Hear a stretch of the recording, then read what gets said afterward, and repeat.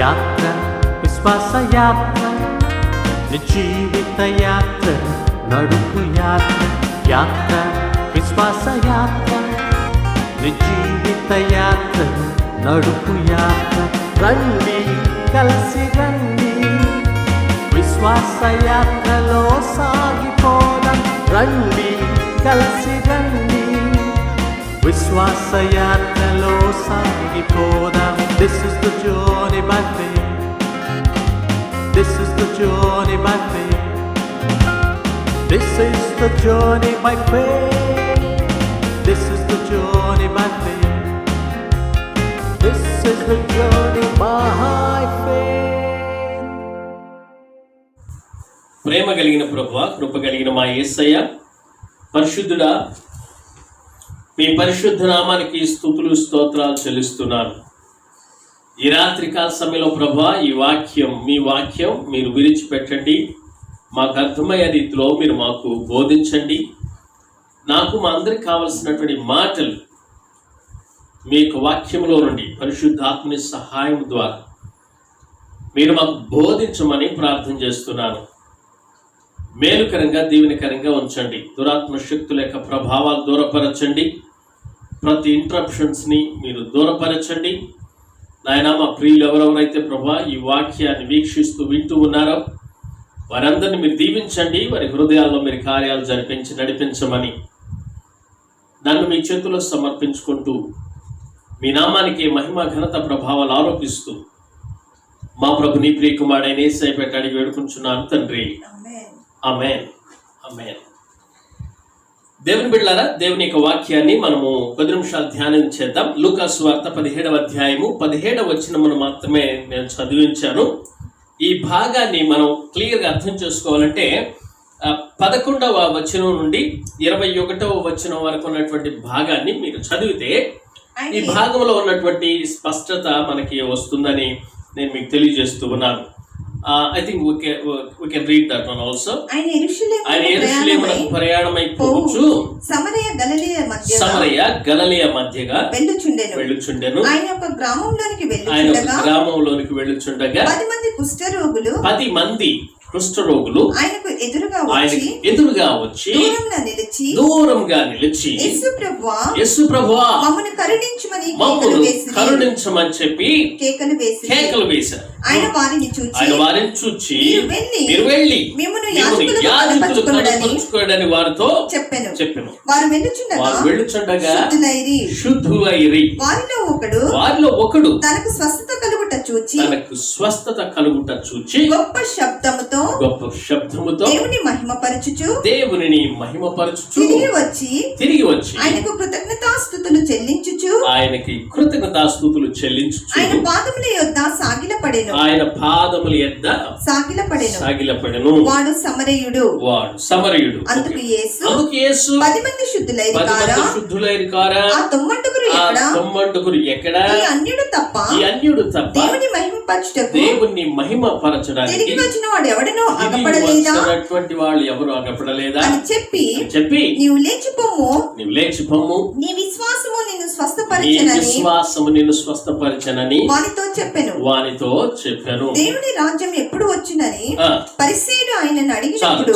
ప్రియ దేవుని బిడ్డలారా, దేవుని యొక్క వాక్యాన్ని జాగ్రత్తగా మనం పరిశీలించి ఈ వాక్య భాగంలోంచి దేవుడు మనతో ఏం మాట్లాడుతున్నాడు అనేటువంటిది చాలా ప్రాముఖ్యం. బై ద వే, చాలా మంది వాక్యాన్ని చదివి వాక్యాన్ని ధ్యానించి ఆ వాక్యంలో ఉన్నటువంటి అనేకమైనటువంటి మర్మాలని గ్రహించి అది తనలో మాత్రమే పెట్టుకుంటారు. అంటే జ్ఞానాన్ని సంపాదించుకుంటారు. దానికి కొంచెం కిందకే దిగి హృదయంలోనికి తీసుకొని రాలేరు. అంటే హృదయంలో కార్యం చేసేటట్టు వారి హృదయాలు తెరవని కారణం చేత చాలాసార్లు ఆ వాక్యం శూన్యం అయిపోతుంది.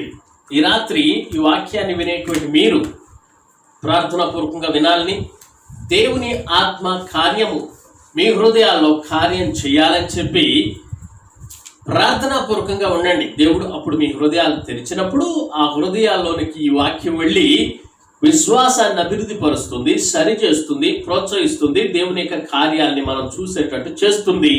దానివల్ల మనకి లాభం.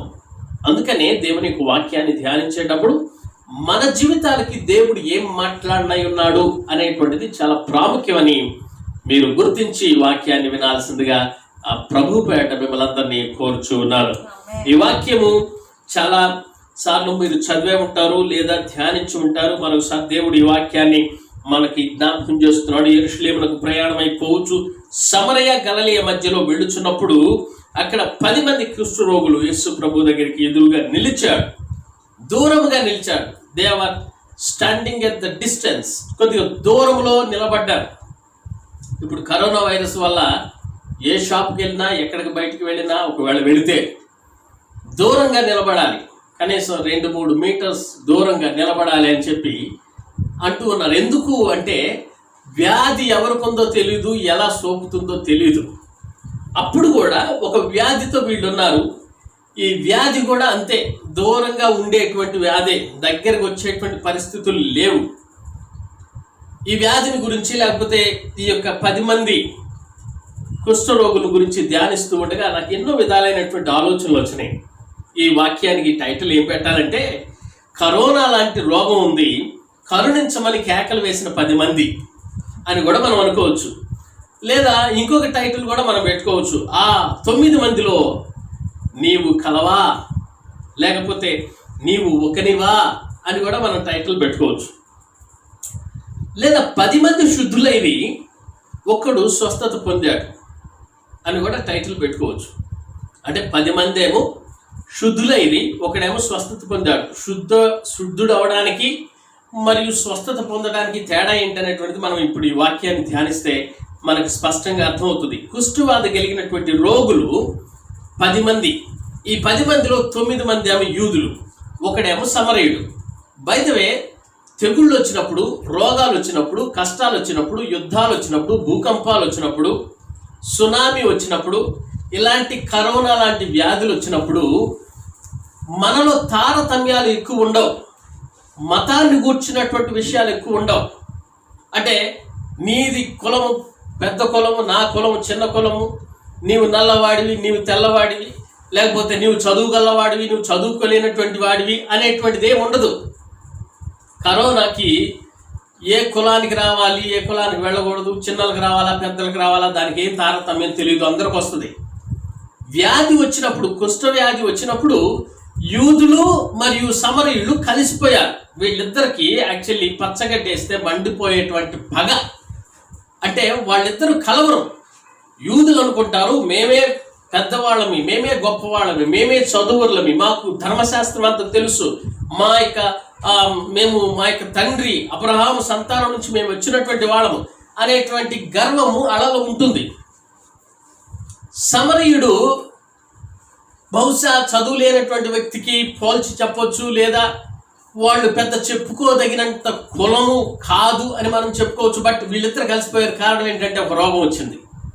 ఈ రోగం వాళ్ళని కలిపింది. వీళ్ళందరూ కలిసి 10 మందిగా వచ్చి యేసు ప్రభు దగ్గరికి వచ్చి, ఈ మందు లేని రోగానికి మాకు స్వస్థత కావాలని యేసు ప్రభుని అడుగుతున్నాడు. బై ద వే, ఈ యొక్క రోగం వచ్చినప్పుడు ఈ కుష్ఠవ్యాధి కలిగినటువంటి వాడు ఊరు వెలుపల ఉండాలి. ఎన్ని రోజులు ఉండాలి? 7 రోజులు ఉండాలి. యాజకుడికి చూయించుకోవాలి. అది మొట్టమొదటి చేయాల్సినటువంటి పని. యాజకుడు మళ్ళీ 7 రోజుల తర్వాత మరి పరీక్ష చేస్తాడు. ఏ విధమైనటువంటి పొడ, ఏ విధమైనటువంటి కుష్టు, ఏ విధమైనటువంటి చర్మరోగం అనేటువంటిది పరిశీలించిన తర్వాత మరలా అప్పుడు సర్టిఫై చేస్తాడు అన్నమాట, ధృవీకరిస్తాడు. ఓకే, నీకు రోగం లేదు, నీవు సొసైటీలోకి వెళ్ళొచ్చు, కమ్యూనిటీలోకి వెళ్ళొచ్చు, నీ కుటుంబం దగ్గర ఉండొచ్చు. లేదు, తనకు రోగం ఉందని చెప్పి కనుక్కునే యెడల అతన్ని సపరేట్గా ఊరు వెలుపల, పాళెము వెలుపల ఉంచేటువంటి సపరేట్ చేసేసి వాళ్ళని ఒక పాళెము వెలుపల ఉంచుతారని మనం గ్రహించాలి. కుటుంబానికి దూరంగా ఉండాలి. ఎప్పటి వరకు? ఆ రోగం తగ్గేంత వరకు. ఒకవేళ ఆ రోగం తగ్గకపోతే, ఒకవేళ మరణించినప్పటికి కూడా, మరణించేంత వరకు కూడా అక్కడే ఉండాల్సినటువంటి ఘోరమైనటువంటి స్థితి. మరలా అదే జీవితం తనకు వస్తుంది అనేటువంటి హోప్, నిరీక్షణ అనేటువంటిది లేదు. ఈరోజు మనకు కూడా కరోనా వైరస్ వల్ల మరలా అదే జీవితం మనకు వస్తుంది అంటే అది కలే అని చాలామంది చెప్తూ ఉన్నారు. మనకి ఎలాంటి భవిష్యత్తు ఉంటుందో మనకు కూడా ఇప్పుడు చెప్పలేనటువంటి పరిస్థితుల్లో మనం ఉన్నాం. ప్రియ దేవుని బిడ్డలారా, కుష్ఠరోగం శరీరానికి కుళ్ళు పట్టినట్టు, అంటే కుళ్ళు కంపు అనేటువంటిది వస్తూ ఉంటుంది కుష్ఠరోగికి. పాపము ఆత్మకు కుళ్ళు పట్టేటువంటిది. కుష్ఠరోగమేమో బయట పరిస్థితులన్నిటినీ బాహ్యంగా శరీరానికి నష్టం కలిగిస్తుంది. ఆ రోగం వాసన కొట్టిస్తుంది. భయంకరమైనటువంటి పరిస్థితి, ఎందుకు వచ్చిందా ఈ శాపం అని ఏడ్చే పరిస్థితి తీసుకొస్తూ ఉంటుంది. అది మరణించేంత వరకు ఉంటుంది ఆ రోగం.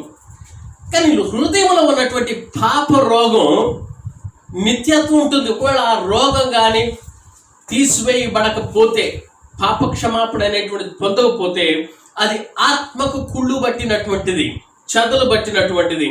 అది మన ఆలోచన ధోరణి కూడా మార్చేస్తుంది. నిరీక్షణ లేనటువంటి పరిస్థితికి తీసుకెళ్తుంది. అలాంటి రోగం ఉన్నప్పుడు, అలాంటి విపత్తు పరిస్థితుల్లో మనం ఉన్నప్పుడు, మనము ఈవెన్ మన ఆలోచనలు కూడా నిరీక్షణ లేనటువంటి ఆలోచనలే ఆలోచిస్తూ ఉంటాం. ఇక నా బ్రతికింతే, నా గతింతే, నేను చావాల్సిందే, నాకు ఎందుకు ఈ శాపం వచ్చిందో, ఈ శాపం ఇంక తొలగడానికి వీలు లేదు, ఇంకా నన్ను రక్షించేవారు నాదుడే లేడు, ఏ మనుషుడు చేయలేడు అని అదే ఆలోచనలతో ఉంటాం. కానీ దేవుడు ఉన్నాడు, ఆయన సమస్తము చేయగలడు, ఆయన మనుషులకు అసాధ్యమైనటువంటివి సాధ్యపరచగలడు అనేటువంటి అపనమ్మకం వలన ఇలాంటి నిరీక్షణ కలిగినటువంటి మాటలు మన నోట రావు. దేవుని బిడ్డ, ఈ రాత్రికాల సమయంలో వాక్యం వింటున్నటువంటి నీవు నిరీక్షణ లేని స్థితిలో ఉన్నావా? పాపములో మగ్గిపోయి ఉన్నావా? ఈరోజు వాక్యం నీ కొరకే.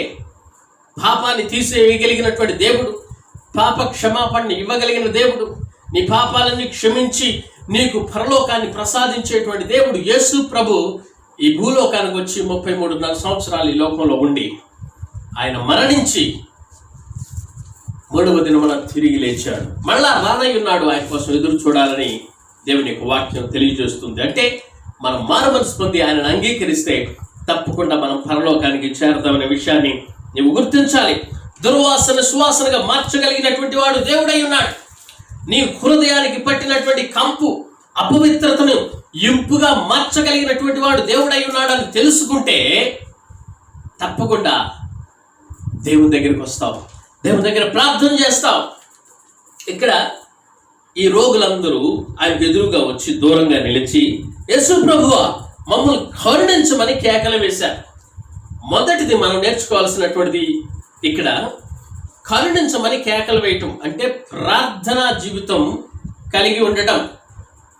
పాపం ఉన్నప్పుడు, లేకపోతే పరిస్థితులు బాగోనప్పుడు, ఎవరి వల్ల కాదు అని నీకు తెలిసినప్పుడు, నీ జీవితానికి ఇక ఎవరి సహాయం ద్వారా కూడా నేను బయటికి రాలేను, కురుకుపోయానని తెలిసినప్పుడు భయపడిపోవటం, కృంగిపోవటం, చివరికి ఆత్మహత్య చేసుకోవడం, ఇలాంటి కార్యాలు చేయకుండా నిరీక్షణ ఉంచేటువంటి దేవుడు నీకున్నాడని తెలుసుకొని ఆయన వైపు తిరిగి ఆయన ఎక్కడున్నాడో ఫైండ్ అవుట్ చేసి ఆయన దగ్గరికి వెళ్ళి, ప్రభువా నన్ను కరుణించమని వీళ్ళెట్లా కేకలు వేశారో అలా కేకలు వేయాలి మనం. ప్రైజ్ ది లార్డ్, హల్లెలూయా. అలాంటి కేకలు వేసినప్పుడు దేవుడు నీకు నాకు సంబంధం లేదు, నీ మాట నేను వినను అని చెప్పి పట్టించుకోకుండా వెళ్ళేటువంటి దేవుడు కాదు. కేకలు వేసినప్పుడు, ప్రార్థన చేసినప్పుడు ఆ ప్రార్థనకి జవాబునిచ్చేటువంటి దేవుడు అయి ఉన్నాడు. మత్తయి సువార్త 7వ అధ్యాయంలో 7వ వచనంలో ఏముందో తెలుసా? అడుగుడి మీకు ఇవ్వబడును, అడుగు ప్రతి వానికి తప్పకుండా ఇస్తాను అని చెప్పి వాగ్దానం అక్కడ చేశాడు. దేవుని బిడ్డ, నీవు ఒకవేళ నీ పరిస్థితిని దేవుని సన్నిధిలో అడిగితే నీవు తప్పకుండా పొందుకుంటావు. యాకోబు పత్రికలో మీరు అడగని కారణం చేతనే, అడగనందువలననే మీరు పొందలేకపోతున్నారని చెప్పి యాకోబు పత్రికలో ఒక మాట దేవుడు వ్రాయించాడు. మీరు అడగాలి, మనం అడగాలి, మన పరిస్థితిని దేవుడికి చెప్పాలి. అంటే దేవుడికి తెలియదా అంటే దేవుడికి తప్పకుండా తెలుసు. కానీ మనము అడగటం కోసం ఎదురు చూస్తున్నాడు, ప్రార్థించడం కోసం ఎదురు చూస్తున్నాడు. వీళ్ళు ఎప్పుడైతే అక్కడ యేసు ప్రభు వెళ్ళేటువంటి మార్గంలో ఆయనకు ఎదురుకు వెళ్ళిపోయారు, కేకలు వేశారు, కరుణించమన్నారు, అంతే. దానికి జవాబు దేవుడిచ్చాడు, సొల్యూషన్ దేవుడిచ్చాడు, స్వస్థతను దేవుడిచ్చాడు, మార్గాన్ని దేవుడు చూపించాడు. అలాంటి కార్యాలు దేవుడు ఒక చిన్న మాట ద్వారా చేస్తాడనే విషయాన్ని మనం ఇక్కడ గుర్తుపెట్టుకోవాలి. ప్రియ దేవుని బిడ్డలారా, పాత నిబంధనలో మనం చూస్తే నయమానుని కుష్ఠవ్యాధి నుంచి స్వస్థపరిచినట్టు మనం చూస్తూ ఉన్నాం. నయమాన్ని ఎట్లా స్వస్థపరిచాడు? మనం ఆల్రెడీ గత వారంలో ఈ వాక్యాన్ని ధ్యానించుకున్నాం. ఎలా స్వస్థపరిచాడు? చెరగొని ఉన్నటువంటి ఒక చిన్నది వారి గృహంలో పనిచేస్తూ, నా యజమానుడు షోమ్రోన్లో ఉన్నటువంటి ఎలీషా దగ్గరికి వెళ్ళినప్పుడు దేవుడి కార్యం జరిగిస్తాడని నేను నమ్ముచున్నాను, ఈయనకు స్వస్థత కలుగుతుందని నేను నమ్ముచున్నానని చెప్పిన మాట విని ఆయన అక్కడికి వెళ్ళాడు. ఎలీషా ఇంట్లో నుంచి బయటకు కూడా రాలేదు. నీవు యోర్దాను నదిలోకి వెళ్ళి 7 సార్లు మునగమని చెప్పాడు. ఆయన మునిగాడు, విధేయత చూపించాడు, స్వస్థత పొందాడు. అసలు సేవకుడు బయటకు వచ్చి కూడా చెప్పలేదు. అది ఒక రీతిలో దేవుడు చేశాడు. క్రొత్త నిబంధనలోకి వచ్చేసరికి మొదటి అధ్యాయంలో మనం ఈ వాక్యాన్ని కూడా మనం గతంలో ధ్యానించాం. మొదటి అధ్యాయంలోకి వచ్చేసరికి అక్కడ కూడా ఒక కుష్ఠవ్యాధి కలిగిన వాడు ఉంటాడు. ఆయన కేకలు వేసి నన్ను కరుణించమను, నీకు ఇష్టమైతే నన్ను శుద్ధునిగా చేయమని చెప్పి ప్రార్థన చేసినప్పుడు నాకు ఇష్టమని చెప్పి వచ్చి దూరం నుండి స్వస్థపరచలా, ముట్టుకొని స్వస్థపరచను అన్నాడు. అక్కడేమో ముట్టుకోలేదు, అసలు బయటికి రాలేదు. ఇక్కడేమో ఈ సందర్భంలో ముట్టుకున్నాడు, బాగు చేశాడు. ఇప్పుడు మనం చదివినటువంటి వాక్య భాగంలో ఎదురుగా వచ్చి దూరంగా నిలిచి, యేసుప్రభువా మమ్మల్ని కరుణించమని కేకలు వేస్తే ఆయన వారిని చూసి, మీరు వెళ్ళి మిమ్మల్ని యాజకులకు కనబరుచుకున్నాడని వారితో చెప్పాను. అంతే. ఇక్కడ ఈయన ముట్టుకొని స్వస్థపరచలా. దేవుడు ఏంటండి దగ్గరికి వెళ్ళి వాళ్ళు పరామర్శించి ఎన్ని రోజులు ఉంది, ఎప్పటి నుంచి బాధపడుతున్నారు, మీకు ఫ్యామిలీస్ ఉన్నాయా లేవా, ఎక్కడి నుంచి వచ్చారు, నేను ఎట్లా బాగు చేస్తానని మీకు తెలుసు అని ఎంక్వైరీలు ఏం చేయకుండా మీరు వెళ్ళి యాజకులకు చూపించుకోండి అని అన్నాడేంటి? ఆయన చేసే కార్యాలు ఎట్లా ఉన్నాయి అట్లా ఉన్నాయి అని మనం చెప్పడానికి వీలు లేదండి. దేవుడు చేసే కార్యాలు ఆయన ఎట్లయినా చేస్తాడు. మనం ఊహించిన రీతిలో మనం కార్యాలు చెయ్యాలి, దేవుడు కార్యాలు చెయ్యాలి అనుకోవటం మన అవివేకం. దేవుడు ఏ విధంగానైనా కార్యాలు చేయగలిగినటువంటి సమర్థుడని గుర్తుపెట్టుకోవాలి. దేవుడు ఏ యొక్క సందర్భంలో ఎలా చేయాలో ఆయనకు తెలుసు. ఆయన చిత్తానుసారంగా ఆయన చేసేటువంటి విధంగానే చేస్తాడనే విషయాన్ని మనం గుర్తుపెట్టుకోవాలి. సో మనల్ని మనం అనుకునేటువంటి రీతిగా దేవుడి కార్యాలు ఉండవు అనే విషయాన్ని గుర్తుపెట్టుకోవాలి. ఇక్కడ ఏం చెప్పాడు ఆయన? మీరు వెళ్ళి మిమ్మల్ని యాజకులకు కనుపరుచుకోండి అని చెప్పాడు. నిజానికి ఎప్పుడైతే కుష్టు పొడ లేకపోతే చర్మ వ్యాధి వాళ్ళలో కనిపిస్తుందో వాళ్ళు వెంటనే యాజకుడి దగ్గరికి పరిగెత్తుకుంటూ వెళ్ళి చెప్పాలి. యేసుప్రభు అదే చెప్పాడు, వీళ్ళ కుష్ఠవ్యాధి ఉంది, కానీ వీళ్ళకి ఏం చెప్పాడంటే మీరు వెళ్ళి వాళ్ళ దగ్గర ఆయనకి వెళ్ళి కనుపరుచుకోండి అని చెప్పాడు. రెండవ విషయం మనం చూడాల్సింది, he obeyed or they obeyed. మొదటిది they prayed, వారు ప్రార్థన చేశారు, కేక వేశారు, కరుణించమన్నారు. రెండవది యేసు ప్రభు మాటకి they obeyed, అంటే విధేయత చూపించారు. వెళ్ళి యాజకుడు కనుపరుచుకోమంటే వారు వెళ్ళుచుండగా while they were going శుద్ధులైరి. వెళ్ళేటప్పుడే అంటే విధేయత చూపి వెళ్ళేటప్పుడే ఎందుకు వెళ్ళాలండి, మీరు చేయబట్టుకొని బాగు చేయొచ్చు కదా, ఇక్కడే బాగు చేయొచ్చు కదా అని వీళ్ళేం అడగలేదు. విధేయత చూపించారు. వాళ్ళు వెళ్ళుచు ఉండగా, మాట వినుచు ఉండగా దేవుని కార్యాన్ని వారు రుచి చూశారు. ప్రైజ్ ద లార్డ్, హల్లెలూయా. దేవుని బిడ్డలారా, వారు వెళ్ళి శుద్ధులైరి. దేవుని యొక్క వాక్యాన్ని విని మన హృదయాల్ని శుద్ధి చేసుకోవాలి. దేవుని మాట విని విధేయత చూపినప్పుడు మనము శుద్ధి చేయబడతాం. ఈ శుద్ధి చేయబడటం అనేటువంటిది శారీరకంగా వారు పొందినటువంటి స్వస్థత అని మనం గ్రహించాలి. అనగా వారు వెళ్ళమన్నప్పుడు వెళ్ళారు, స్వస్థతని పొందారు. అంటే రోగములో వీళ్ళు ఐక్యతగా వచ్చారు. ఇప్పుడు వెళ్ళుచుండగా స్వస్థత పొందారు. స్వస్థత పొంది అక్కడ కనుపరుచుకున్నారు. యాజకుడు ధృవీకరించుంటాడు, మీరు స్వస్థత పొందారు, పోండి, మీ కుటుంబాల దగ్గరికి వెళ్ళొచ్చు, మీ గృహాల దగ్గరికి వెళ్ళొచ్చు అని. అయితే వీళ్ళందరూ శుద్ధి పొందినటువంటి వారు తిరిగి యేసు ప్రభు దగ్గరికి వస్తారేమో అని యేసు ప్రభు ఎదురు చూశారు. ఎందుకు అంటే వాళ్ళ లైఫ్లో బాగుపడనటువంటి గొప్ప కార్యం, ఆ రోగాన్ని తొలగించి దేవుడు ఒక మాటలో స్వస్థపరిచాడు. వాళ్ళు విధేయత చూపించారు, వెంటనే స్వస్థతని పొందారు. కనీస కృతజ్ఞత భావంతో తిరిగి వచ్చి అయ్యా నీకు వందనాలు అని చెప్తారేమో చూశాడు. కానీ ఆ 10 మందిలో ఒకడు సమరయుడు. ఈ యూదులు మాత్రం బాగా చదువుకున్న వాళ్ళు, లేదా మాకు ధర్మశాస్త్రం తెలుసు, అన్నీ తెలుసు అనుకునేటువంటి వాళ్ళు మాత్రం రాలేదు. సమరయుడు మాత్రం తిరిగి వచ్చి యేసు ప్రభు దగ్గరికి వచ్చాడు.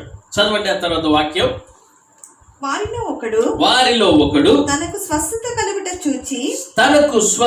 కలుగుట చూచి గొప్ప శబ్దముతో దేవునిని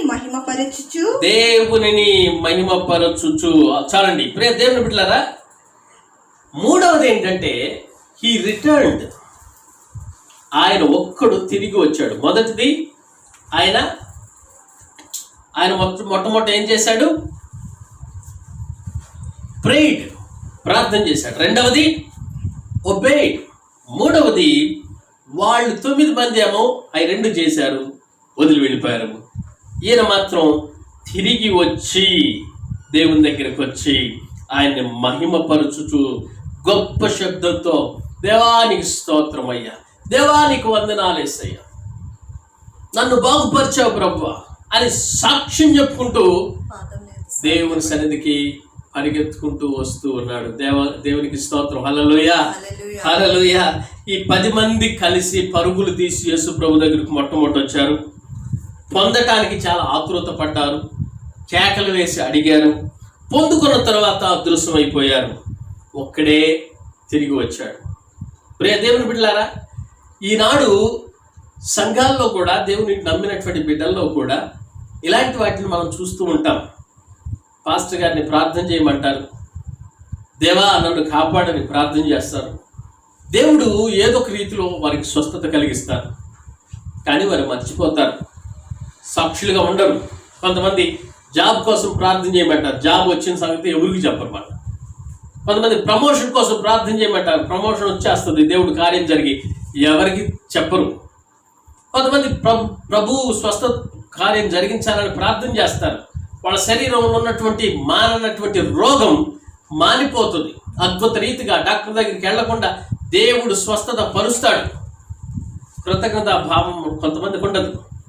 కొంతమంది వారి యొక్క శరీరాల్లో దెయ్యాల చేత పీడించబడినటువంటి పరిస్థితుల్లో ఉంటారు. దేవుని సన్నిధిలో ప్రార్థన చేసినప్పుడు తొలగిపోతాయి, కానీ వారికి కృతజ్ఞత భావన ఉండదు. ఎవరో ఒక్కళ్ళు 2 ముందుకొచ్చి సాక్షులుగా ఉంటారు. ప్రియ దేవుని బిడ్డలారా, నేనేం చెప్తున్నాను అంటే, దేవుని యొక్క వాక్యం మనకేం గుర్తు చేస్తుందంటే, దేవుడు చేసినటువంటి మేళ్లను ఏది మనవద్దు అని చెప్పి మనం కీర్తన 103వ కీర్తనలో మనం చదువుకుంటూ ఉన్నాం.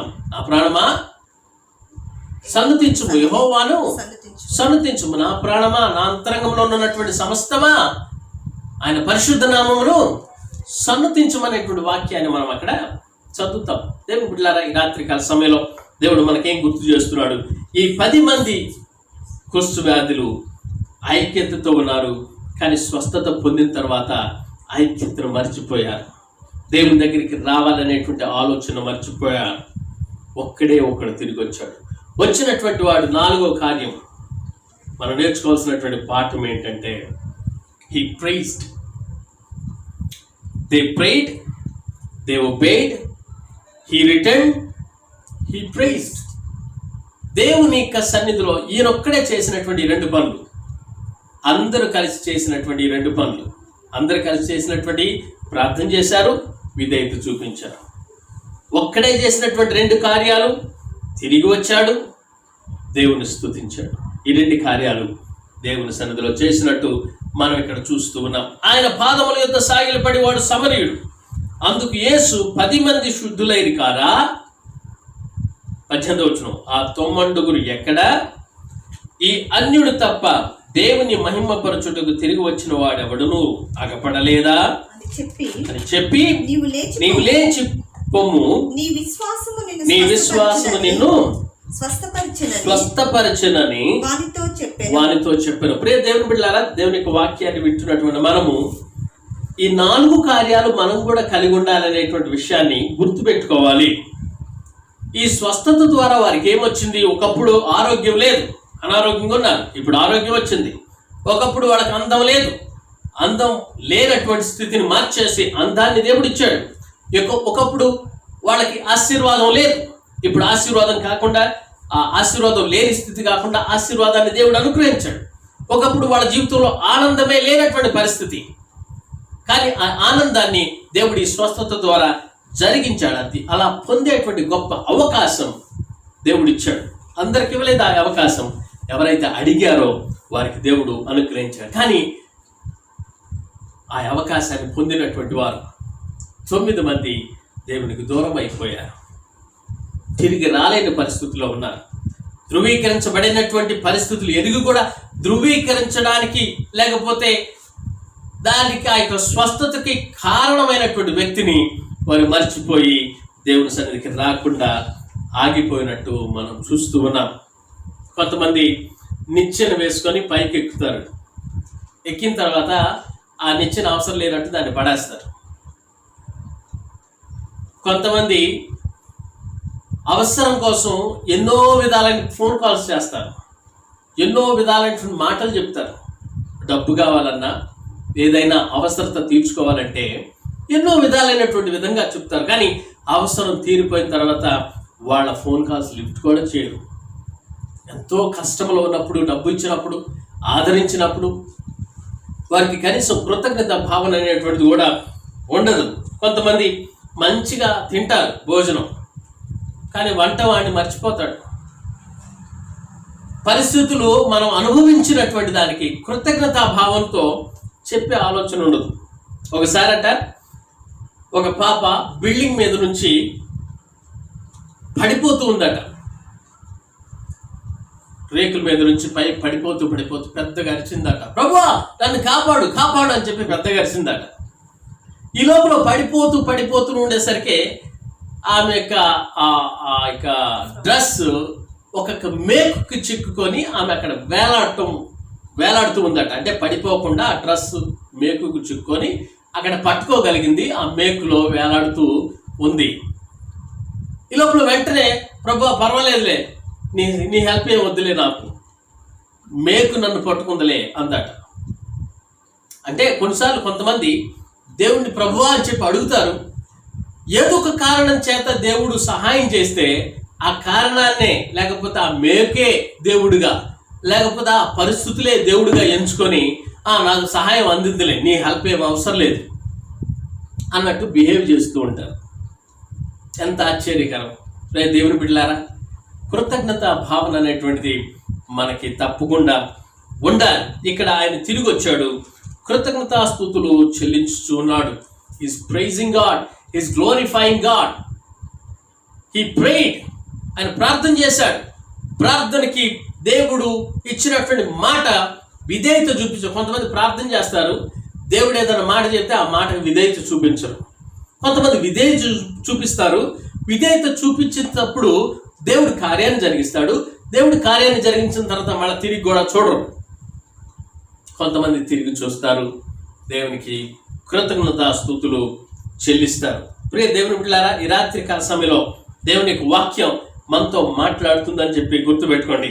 ఇక్కడ ఈ అన్యుడు తప్ప దేవుణ్ణి మహింపరచుటకు తిరిగి వచ్చిన వాడు ఎవడును అగపడలేదా అని చెప్పి, నీవు లేచి పొమ్ము, నీ విశ్వాసము నిన్ను స్వస్థపరిచెనని వానితో చెప్పాను. దేవుని బిడ్డలారా, ఇక్కడ గ్రహించాల్సిన ఒక మాట ఏంటంటే, ఈయన అంతకుముందే స్వస్థత పడ్డాడు కదా, నీ విశ్వాసము నిన్ను స్వస్థపరిచెనని మళ్ళా ఎందుకు చెప్తున్నాడు? ఇక్కడ పైన ఉన్న మాట ఏంటంటే, వాళ్ళు శుద్ధులైరి అనేటువంటి మాట అక్కడ చూస్తూ ఉన్నాం.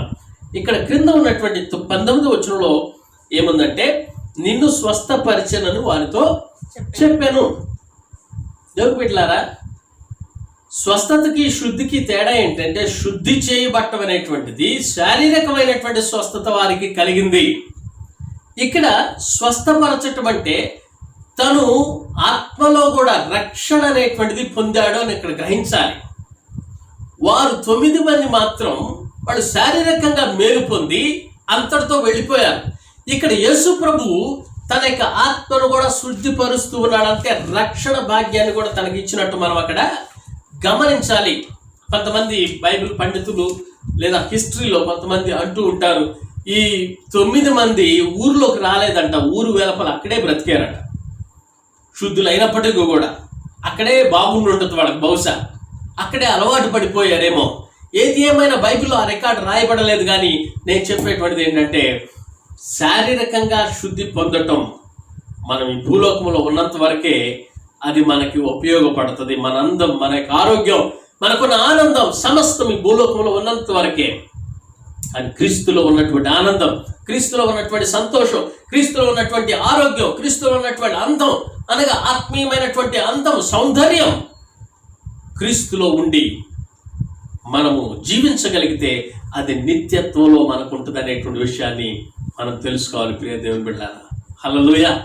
దేవుని యొక్క బిడ్డలుగా మనము స్వస్థతను పొందామంటే, దేవుడు యేసు ప్రభు ఎప్పుడు ఏ స్వస్థత కలిగించినా చాలా మటుకు చూడండి మీరు, లోపల హృదయంలో స్వస్థపరచబడాలి అనేటువంటిది ఆయన కోరుకున్నాడు. లోపల అంతరంగంలో బాగుపడితే బాహ్యంగా బాగుపడటం సెకండరీ థింగ్.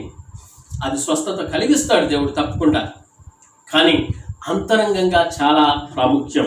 అంతరంగంగా బాగుపడటం, అంతరంగంగా పాపాన్ని తీసివేయటం. బాహ్యంగా కుష్టు వ్యాధి కలిగి ఉన్నప్పటికీ కూడా అంతరంగంగా మారు మనసు కలిగి ఉంటే దానంత ధన్యత లేదు. ఒకడు లోకమును మొత్తాన్ని, సర్వలోకాన్ని సంపాదించుకొని తన ప్రాణాన్ని పోగొట్టుకుంటే తనకేమి లాభం అని వాక్యంలో ఒక ప్రశ్న అడుగుతూ ఉన్నాడు. మన జీవితంలో అన్ని కలిగి ఉండిన తర్వాత దేవుని యొక్క సన్నిధి కలిగిలేమంటే, రక్షణ భాగ్యం మనకు లేదంటే ఎంత విచారకరం. ప్రియ దేవుని బిడ్డలారా, ఈ రాత్రికాల సమయంలో దేవుడు నీతో మాట్లాడుతున్నటువంటిది ఏంటంటే, ఒకవేళ క్రీస్తుని నీవు నమ్ముకోకపోతే క్రీస్తుని నమ్ముకో. నీ రోగాన్ని బాగు చేస్తాడు. నీ బాహ్యమైనటువంటి రోగాన్ని మాత్రమే కాదు, అంతరంగంలో ఉన్నటువంటి పాపాన్ని బాగు చేస్తాడు. బాహ్యమైన శరీరానికి పట్టినటువంటి కుళ్ళు, దుర్వాసన, బాగుపడనటువంటి రోగాన్ని దేవుడు బాగు చేయగలిగాడు. అలానే పాపాన్ని తీసివేసేటువంటి వ్యక్తి ఎవరూ లేరు. ప్రాయశ్చిత్తార్థ బలిగా యేసు ప్రభు మన పాపాల నిమిత్తం సిలువలో మరణించాడనే విషయాన్ని గుర్తించి, ఆయన మాత్రమే పాపాన్ని తీసివేయగలడని గుర్తించి ఆయన దగ్గరికి వచ్చి కేకలు వేయి, ఆయన దగ్గరికి ఒప్పుకో, తప్పకుండా నీకు స్వస్థత అనేటువంటిది కలుగుతుంది. లోపల స్వస్థత చాలా ప్రాముఖ్యం. బయట స్వస్థత కంటే ప్రార్థన ప్రతి విశ్వాసికి చాలా ప్రాముఖ్యం. ప్రార్థన చేయటమే కాకుండా దేవుని వాక్యానికి విధేయత చూపించడం కూడా ప్రతి విశ్వాసికి చాలా ప్రాముఖ్యం. విధేయత చూపించిన నువ్వు, దేవునికి మేలును పొందుతున్నటువంటి నీవు మరలా దేవుని సన్నిధికి వచ్చి, ఆయన పాదముల దగ్గరికి వచ్చి ఆయనను స్తుతించడం కూడా చాలా ప్రాముఖ్యం. ఆయనను మహిమపరచడం చాలా ప్రాముఖ్యం. ఆయన్ని మహిమపరచాలి. ఎప్పుడైతే ఆయన చేసినటువంటి మేలుని నీవు మరువకుండా ఆయన సన్నిధిలో దేవుని స్తుతిస్తావో తప్పకుండా దేవునికి ఆశీర్వాదాలు, ప్రతిఫలాన్ని నీవు పొందుతావని దేవునికి సేవకునిగా నేను తెలియజేస్తూ ఉన్నాను. నీకు శుద్ధ మనస్సుతో సరిపెట్టుకుంటావా, లేకపోతే అంతరంగంలో స్వస్థత నువ్వు కోరుకుంటావా? ఈ 9 మందిలో స్వస్థత పొంది లేదా శుద్ధుడు అయిపోయి దేవుని దగ్గరికి రాకుండా ఉండేటువంటి గుంపులో ఉండి, అలానే ఊరు వెలుపల ఉండడానికి, నీకున్నటువంటి ప్రస్తుత జీవితంలో సంతృప్తి పడడానికి సరిపెట్టుకుంటావా? లేదా ఆ 10 మందిలో ఒక్కడు కృతజ్ఞతాభావంతో తిరిగి వచ్చినటువంటి వ్యక్తిలాగా నీవు కూడా దేవుని సన్నిధిలో ప్రతిదినము ఆయన పాదములు పడి ఆయన్ని మహిమపరుస్తూ, ఆయన ఇచ్చిన జీవితం కొరకు, ఆయన ఇచ్చినటువంటి రక్షణ కొరకు, ఆయన ఇచ్చినటువంటి ప్రతి ఈవిని బట్టి, ఆయన ఇస్తున్నటువంటి ప్రతి ఆశీర్వాదాన్ని బట్టి, ఆయన ఇస్తున్నటువంటి సంతోష సమాధానాలను బట్టి, ఆయన ఇచ్చినటువంటి కుటుంబాన్ని బట్టి, ఆయన ఇచ్చినటువంటి సమయాన్ని బట్టి దేవునికి స్తుతులు స్తోత్రాలు చెల్లిస్తూ, నా జీవితంలో ఇంకా ఏది అక్కర్లేదు ప్రభువా, నీవుంటే నాకు చాలు యేసయ్యని హృదయపూర్వకంగా ఆయన్ని స్తుతించేటువంటి స్థితిలో నీవు ఉండగలవా? అలా ఉండగలిగిన స్థితి నీకుంటే దేవునికి స్తోత్రం. దేవుని యొక్క సన్నిధి నీతో ఎల్లవేళలా ఉంటుంది. నీ కుటుంబము, నిన్ను దేవుడు ఆశీర్వదిస్తాడు. అంతకంతగా ఆయన హెచ్చిస్తాడు. ఈ లోకంలోనే కాదు, ఆశీర్వాదాలు ఈవెన్ పరలోకాన్ని కూడా దేవుడు నీకు ప్రసాదిస్తాడు. ప్రియ సహోదరి సహోదరుడా, ఈ వాక్యం వింటున్నటువంటి నీవు ఈ రాత్రి దేవుడు నీతో మాట్లాడుతున్నాడని నీవు గ్రహిస్తే తనలో మంచి ప్రార్థన చేద్దామా? నాతో ప్రార్థనలో ఏకీభవిస్తారా? ఒక నిమిషం, 2 నిమిషాలు మనం ప్రార్థన చేద్దాం. ఈ ప్రార్థనలో నీవు ఏకీభవించి, నువ్వెక్కడున్నప్పటికి కూడా, ఎప్పుడు ఈ వాక్యాన్ని వింటున్నప్పటికి కూడా, దేవుని వాక్యం గ్రహించగలిగితే, దేవుని వాక్యము దేవుడు నీతో మాట్లాడితే, తప్పకుండా ఆ వాక్యానికి స్పందిస్తే దేవుడు తప్పకుండా ఆ స్పందనని దేవుడు అంగీకరిస్తాడు. దేవుడు నిన్ను తప్పకుండా తాకుతాడు. తప్పకుండా నీకు నిత్య జీవాన్ని అనుగ్రహిస్తాడు. నీ స్థితిని మార్చేస్తాడు. నీకు ఆనందం లేని స్థితిని దేవుడు అనుగ్రహిస్తాడు. నీకు అందం లేనటువంటి స్థితిని దేవుడు అందముగా మారుస్తాడు. ఆరోగ్యం లేనటువంటి స్థితిని దేవుడు మార్చి ఆరోగ్యంగా ఇస్తాడు. అస్తవ్యస్తంగా ఉన్నటువంటి పరిస్థితులన్నింటినీ మార్చివేసి దేవుడు నీకు సహాయం చేస్తాడు. ప్రియ సహోదరి సహోదరుడా, ఈ రాత్రికాల సమయంలో దేవుడు నీతో మాట్లాడుతున్నాడని గుర్తుపెట్టుకో. ప్రార్థన చెయ్యి, నాతో ఏకీభవించి దేవునికి చెప్పు. నాకు చెప్పాల్సిన పని లేదు, దేవునికి తెలియచేయి. నీ ప్రార్థన విన్నపాలు దేవునికి తెలియచేయమని నేను కోరుచున్నాను. కళ్ళు మూసుకొని ఏకీభవించండి ప్రార్థనలో. ఒకవేళ నీకున్న చోట, నువ్వు కూర్చున్న చోట మోకరించగలిగితే ఇంకా మంచిది. నువ్వు వెలుగెత్తి ప్రార్థన చేసే పరిస్థితి ఉంటే నోరు తెచ్చి ప్రార్థన చేస్తే ఇంకా మంచిది. ఒకవేళ నీ యొక్క పరిస్థితిని బట్టి కన్నీళ్లు గార్చి దేవుని సన్నిధిలో నీ చేతులు పైకెత్తి దేవుని ప్రార్థన చేయగలిగితే ఇంకా మంచిది. ప్రియ సహోదరి సహోదరుడా, ప్రియ స్నేహితుడా, దేవుని వాక్యం నీ కోసమే. ఈరోజు రేపు అని చెప్పి మాటకి పోస్ట్ పోన్ చేస్తున్నావేమో. ఈరోజు దేవుడు నీతో మాట్లాడుతున్నాడని గ్రహించు. 9 మందిలో ఒక్కడిగా మిగిలిపోతావా? 10 మందిలో ఒక్కడిగా దేవుని సన్నిధికి తిరిగి వచ్చినటువంటి కృతజ్ఞతాభావం ఉన్నటువంటి వ్యక్తి దగ్గరికి, ఆ వ్యక్తిగా నీ ఉండటానికి, ఆ గుంపులో నీ ఉండటానికి ఇష్టపడతావా? ప్రార్థన చేద్దాం. హల్లెలూయా, హల్లెలూయా. దేవా, మీకు స్తోత్రాలు చెల్లిస్తూ ఉన్నాను. Thank you Jesus. Hallelujah, hallelujah. తండ్రి, మీకు స్తోత్రాలు చెల్లిస్తూ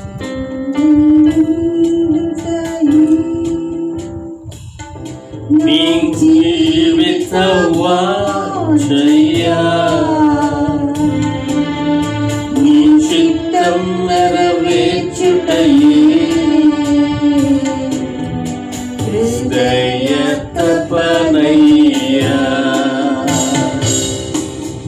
నీతో నేనుండుటయే ఈ జీవిత వాంఛయా.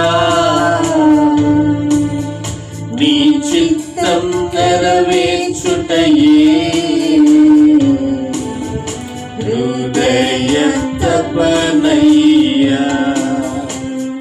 యేసయ్యా,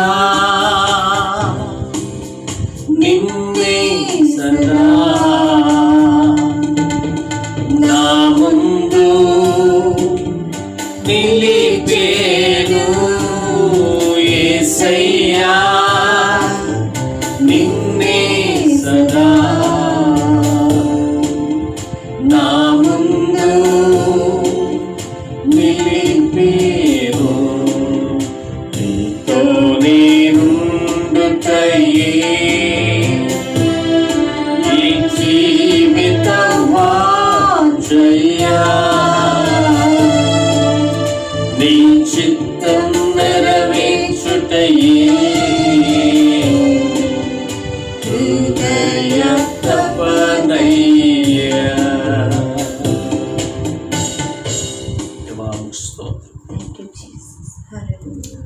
ప్రేమ కలిగిన ప్రభువా, కృప కలిగిన మా యేసయ్య, ఈ రాత్రికాల సమయంలో నీ బిడ్డలు ఎవరైతే సమర్పించుకొని నిన్ను వెంబడించడానికి ఇష్టపడి స్వస్థత కావాలని కోరుకున్నారు, పాపము నుంచి విముక్తి కావాలని కోరుకున్నారు, నీతో కృతజ్ఞతా భావంతో నడవడానికి, నీ మేలును పొందడానికి, పరలోక రాజ్యంలో చేరడానికి ఇష్టపడుచున్నారు, వారందరినీ మీరు తాకండి ప్రభువా. మీరు కరుణించండి అయ్యా. మీ అద్భుత కార్యాన్ని జరిగించండి అయ్యా.